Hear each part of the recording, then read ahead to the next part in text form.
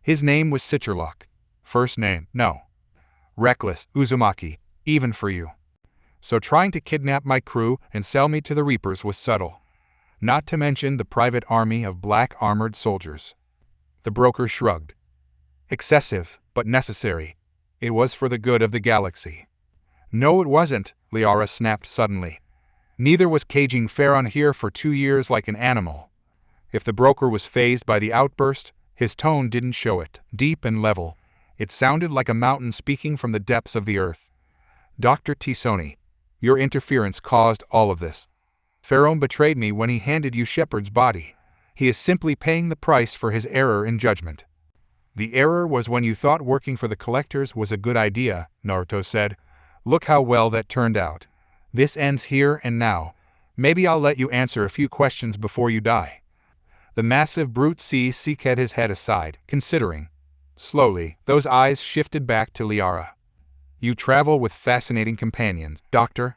I suppose I should thank you for bringing the shinobi to me. The price on his head is a handsome one, and the collectors are more than willing to pay. Once more, those beady eyes shifted. The Quarian is of no significant value to me, nor is Krios, but the clone of Commander Shepard could prove useful. Give her to me, and I may let you live. Jody made a sound somewhere between a gasp and a snarl. A clone? Clone? But how can that even be possible? Liara scowled at the realization, but kept her own pistol trained on the bulky form. Later? Save the anger and confusion for later. You won't be laying your hands on anyone. Maybe if you had been smart we could have ended this peacefully. There was a hint of dry, almost arid amusement in the broker's tone. There can never be peace between us, Tisoni. Neither for you, nor your companions. Leaning forward, he folded both hands beneath his heavy head. Surely you must know it is pointless to challenge me. I know your every secret, while you fumble in the dark. Which reminds me, I believe it's lights out for your friend over there. He touched a hand to his wrist, and something struck Naruto, piercing his shields like paper and drawing BLD. The blonde jerked in surprise, doubling over with a groan. Well, that tingled. Jody hissed. What the hell did you do? A chakra disruptor, coupled with potent nerve toxin. The broker replied smugly, lowering the still shimmering gauntlet attached to his right arm. So long as you're within this room, you won't be able to utilize any of your unique abilities. And that poison should render you immobile in 30 seconds. You're quite powerless now, Shinobi. Naruto croaked out a laugh. Still got my gun, a hole. It won't save you. He somehow managed to resist the urge to fire when the broker stood to his full height. The faint blue lighting from the room's overhead lights brightening slightly to shed illumination at last on the broker's form.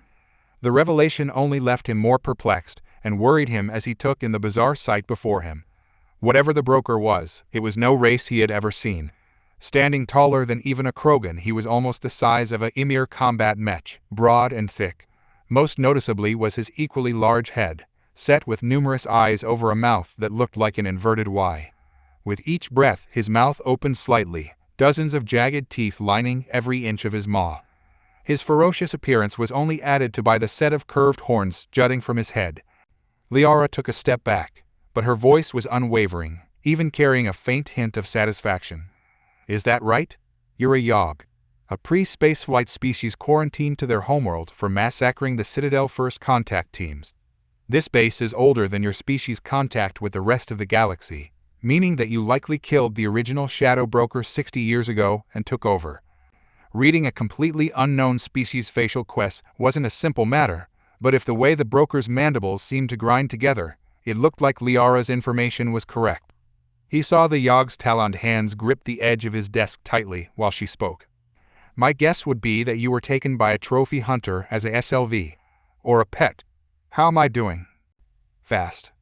That was her very next thought as the Yogg lurched upward, ripped his desk free, snapped it in half, and flung both severed halves at them at breakneck speed. His gun barked almost immediately after that, waves of searing plasma spitting out at them. Naruto reached out and yanked Liara aside, taking the brunt of the flying masonry and blast to his body. Thane wasn't quite quick enough. He went down under a pile of rubble. Not enough to kill him, but a sizable impediment regardless.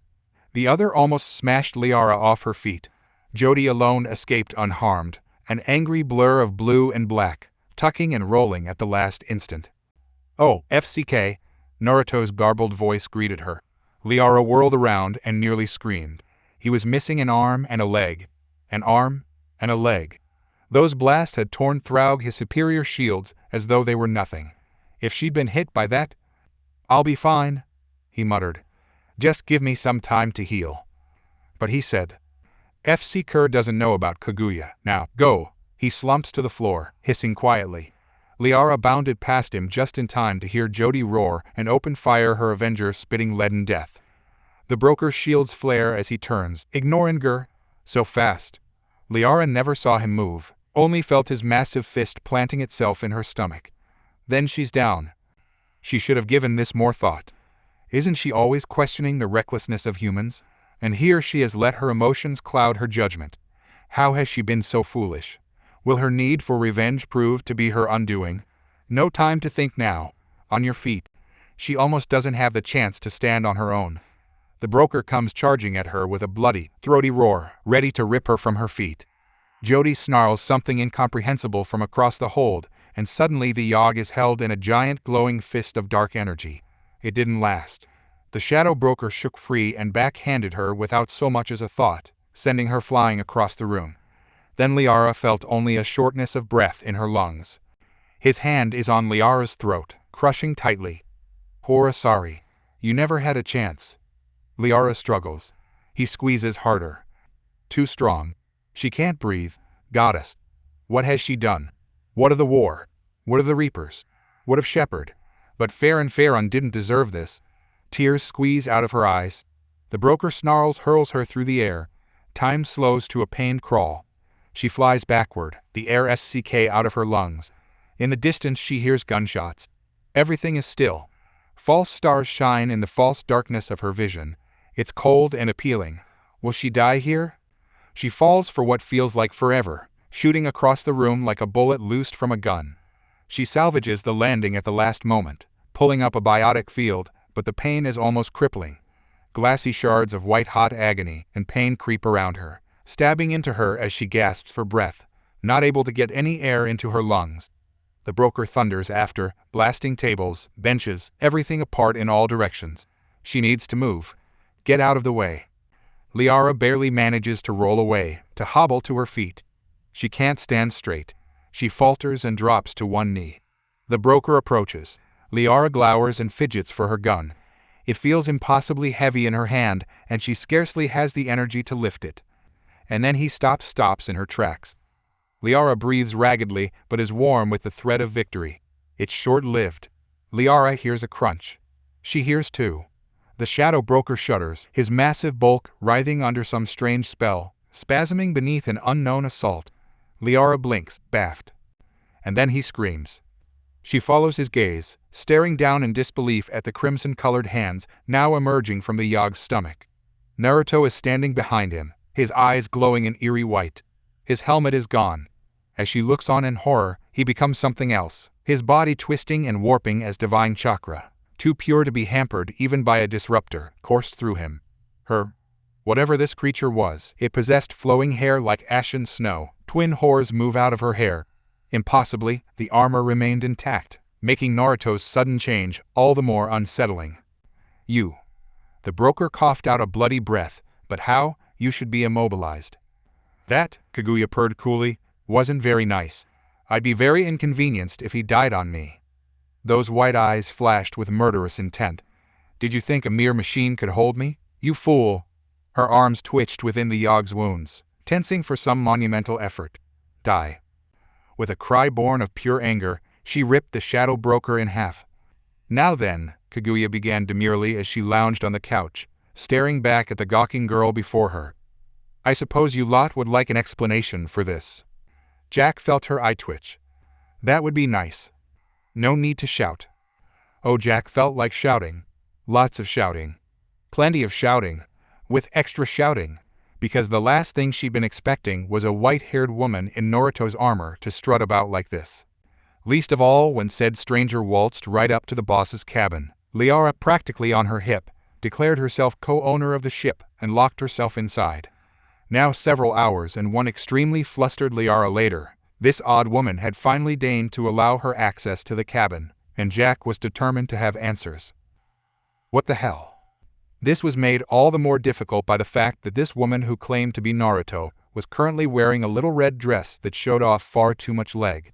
Somehow regal, elegant, and yet menacing all at the same time. She radiated superiority on an almost primal level, as if she thought herself above the world, galaxy, the very universe itself. Tea? She offered, raising. I find it quite soothing. Jack swatted the glass aside with her hand, shattering it. Kaguya frowned, flexing her fingers to remove the sharpened shards of precious porcelain, her minor injuries slithering shut seemingly of their own accord. If she was at all upset about losing her tea, she did precious little to show it. A pale palm simply poured another glass of tea from the teapot. This time, Jack was not offered one. How rude. You never mentioned you could turn into this thing, she ranted. What did you do? Kill him. Kill him? You wound me. And do stop gawking, dear. A finely manicured hand rose, pushing an errant lavender strand behind her ears. It's not good for your looks. Wouldn't want to get any wrinkles now, would we? The silence that followed as particularly satisfying, she thought. Giving up that, my tattooed lovely is what kills people. Those who refuse to give up, however, such as myself, are entitled to trample upon humanity at our leisure. Naruto transcended that existence long ago. Why else would I stick around? Beyond the obvious amusement, of course. Jack didn't have an answer for that. I've already explained myself to the others. The rabbit goddess frowned, and the aquarium suddenly shattered near the back of the cabin. Oops. She amended at Jack's stricken expression. It's been forever since I've actually had to restrain myself. I suppose I should put the poor creatures back. That hand moved again, and time itself seemed to flow in reverse, the shattered shards and dying fish shooting back into the tank with a wet, smacking sound, restoring the poor creatures to a happy environment. What the hell? Don't get any ideas, impudent girl. The pale woman uncrossed her legs, scoffing. I simply reversed my actions. Even I can't control time. Although, I suppose I do owe you an answer at least. I'll make it simple. Ahem, Kaguya started, coughing petitely. I am a goddess, a being of supreme and unholy power. Naruto sealed me inside him to save his world from a world of despair. So on and so forth, blah, blah. He has complete and total control over my actions. The only reason I'm still out right now is because he allows it. There was an awkward silence between the two women, human and goddess. And they actually bought that SHT. Of course they did, darling. The horned goddess laughed and crossed one leg over the other, as though the answer to such an inquiry were the most obvious thing in the world. I tore a giant yog in half, right in front of them, and then proceeded to make sweet love to a lovely blue asari. That's rather strong to deny, even on the best of days. Now if you would kindly refrain from any further acts of untoward violence, I might be able to finish my explanation. FCKed. Her mind had just been well, truly, and royally FCKed. Okay, what? In exchange for saving his life, while he was in that weakened state, I eked a promise out of him. I made him swear me half a day in his body for exhausting myself like that. After all, the goddess preened, smiling. A girl needs to have a little me time every now and again. The Asari was simply an experiment in curiosity, I suppose. Yeah, well, time's up. Jack snapped, clenching a glowing fist. Give him back, now. You speak as if you own him. Kaguya leaned forward, and for a moment, Jack expected another speech. Do you believe that to be true? Yeah, well, she muttered, he still owes me for helping him bust out of prison a while back, and I intend to collect. I dare say if any should say to have a claim to him, it would be me, not you. Jack was still expecting another speech. She was wrong. A hand shot out with blinding speed, slender fingers wrapping around her throat in an iron vice, and slamming her into a bulkhead with numbing force. Stars' entire solar systems burst before her vision, rupturing in an overwhelming supernova of superhuman brightness. Then she realized it. No air, no oxygen in her lungs. She couldn't breathe. Choking. Kaguya was strangling the life out of her. Naruto is mine. The words were a hiss, from the deepest, darkest, blackest pit imaginable. Who saved him? I did. Fangs flashed in the muted lightning, prominent canines gleaming with menace. Today wasn't the first, you stupid cretin. Countless times, I have stood between him and certain death. Innumerable times, I have safeguarded him time and time again at my own expense, suffered heartbreak and pain for my trouble, and still upheld this thankless task. If you think you can lay claim to him so easily, you are sadly mistaken. Casting her to the ground, the white-haired woman savagely slammed a heel in her stomach, the tough point grinding agonizingly down against her liver. Jack snarled in pain. "Gah, Beach, what the FCK? Trust like that is earned, my little songbird." The deity purred, her voice gone silken with malevolence. "And what have you done to earn it?" "Nothing." Her foot drove down again. "You do no trust him." "No, not as he trusts you. He would lay down his life for you in a heartbeat. You any of his crew, many of whom he barely knows, but would you do the same? I think not. You trust no one. That copy may have earned the right, a place at his side, even, but you? Not you. Never you. Now, I will have you take back what you said, or prove to me the depth of your devotion." "What are you, his wife or something?" Kaguya blinked owlishly. "His wife? No. I'm merely someone invested in his well-being. That includes his emotions. Now, speak." Trembling with the effort to raise her head and breathe at the same time, Zero glowered at her captor. Exhaling sharply, she started. Look, Blondie's a good guy, all right? He's been straight with me so far and that's weird. Most people usually screw me over by now or some other stupid SHT. There. Happy. Now?" Furtively, she grasped at the foot still bearing down on her stomach, crushing her. "Now get off of me." "And? She choked on the words. Oh, there was a pause, the flames of her fury flickering, dying. "You truly do care for him, don't you? He's gotten to you. How adorable." A vicious biotic slam took those words and smashed them to pieces, flattening her against the wall with bone-crushing force and bloodying her arm. One hand still outstretched, the convict stalked after her victim, eyes glittering like angry black diamonds. Kaguya's expression didn't waver in the slightest, if anything. She seemed amused by the sudden reversal, because she allowed it, this moment of weakness. Jack's reply only made that smile even wider, darker somehow. "Hurt him, and I will destroy you." "There. That's what I wanted to see." The goddess paused, lick a bloody finger. "I'll loan him to you for the time being, but only because you asked so nicely." The air grew suddenly thick, heavy against everyone's skin, clogging their ears. A horrible shriek split the night as the sky itself screamed, and then the wrath of the heavens, all unseen, struck the cabin. Struck them. Jack felt her every synapse fire, her nerves beneath the sudden jolt that crawled through her skin. She looked away. And when she dared to look, he was standing there. Eyes twitched. Somehow, Naruto had the good sense to blanch. "A dress." He glowered, staring down at himself. "She put me in a F-seeking dress while I was sleeping." Without a second thought for present company, he tore the garment away, a dull rip resounding through the cabin, and Jack just stood there, gawping. A small, strangled noise left her lips as the blonde nonchalantly did a small turn and proceeded to pad toward his closet, snarling softly as he searched for new clothes. "Geez, she always does this, making a DMN fool of me."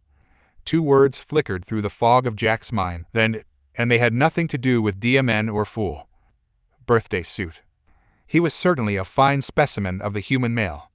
Despite her best efforts, the tattooed convict felt her face begin to burn as she stared at the scarred blonde's backsist. Lean and muscle, not a trace of fat to be seen. Life, and the consequences of the choices he made during that life. They had shaped him into a hunter, a fighter, a warrior, soldier. Scars. That's her next thought.